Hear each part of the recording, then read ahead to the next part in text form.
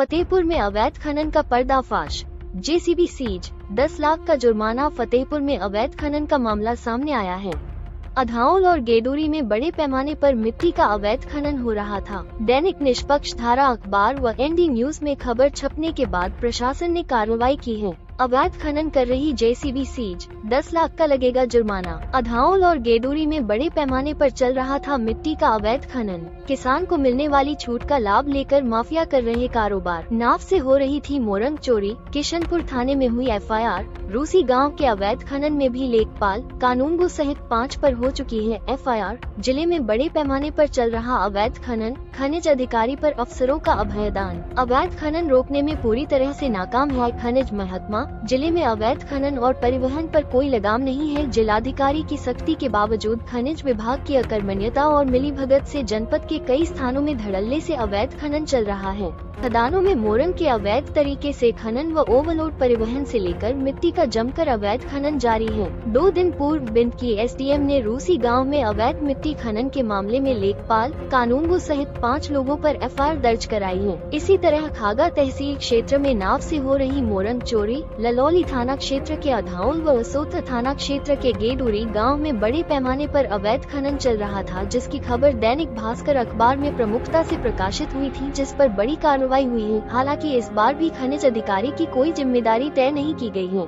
बता दें कि ललौली थाना क्षेत्र के अधाउल गांव में यमुना के किनारे खनिज अधिकारी सौरभ गुप्ता ने मिट्टी खनन की अनुमति दे दी थी, जबकि यमुना के किनारे मोरंग मिक्स मिट्टी होती है जिस पर रॉयल्टी लगनी चाहिए। मगर यमुना के किनारे कई माफिया अवैध तरीके से किसान को मिलने वाली निःशुल्क मिट्टी की छूट का लाभ उठाकर अवैध खनन करके सरकार को करोड़ों के राजस्व का चूना लगा रहे हैं। खनिज अधिकारी सौरभ गुप्ता इससे पूर्व में भी जनपद में तैनात रहे हैं। उनके जनपद में अवैध खनन करने वाले माफियाओं से प्रगाढ़ संबंध हैं। अधाउल में मिट्टी खनन की छूट का लाभ उठाकर 2 स्थानों पर कई दिन से माफिया करोड़ों की बलुई मिट्टी, बालू उठा रहे थे। इसी तरह असोथा थाना क्षेत्र के गेडूरी गांव में बड़े पैमाने पर मिट्टी का अवैध खनन चल रहा था, जहां एक सब स्टेशन में मिट्टी पुराई का लाखों का ठेका लिया गया था, जबकि किसान को मिलने वाली मिट्टी की छूट का लाभ उठाकर सामान्य अनुमति लेकर बड़े पैमाने पर अवैध खनन किया गया था। वहीं खागा तहसील क्षेत्र के यमुना तटवर्ती गांवों में नाव द्वारा चोरी से मोरंग निकाली जा रही थी। सभी अवैध खनन के मामलों को दैनिक भास्कर अखबार ने प्रमुखता से प्रकाशित किया था,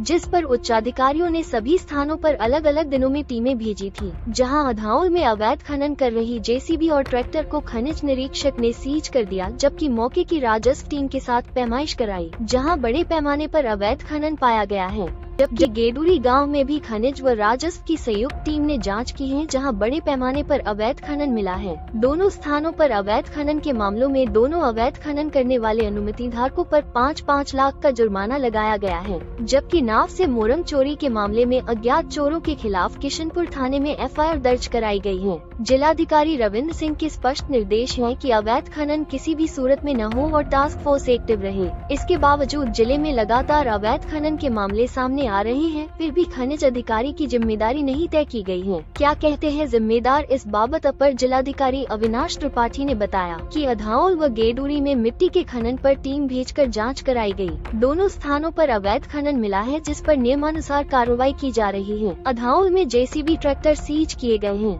कि किसान को मिट्टी की रॉयल्टी शून्य है, इसलिए अवैध खनन पर 2 से 5 लाख जुर्माने का प्रावधान है। दोनों अनुमति धारकों पर 2 से 5 लाख तक का जुर्माना लगाया जाएगा। वहीं खागा तहसील क्षेत्र से संबंधित नाव से मोरंग चोरी के मामले में एफआईआर दर्ज कराई गई है।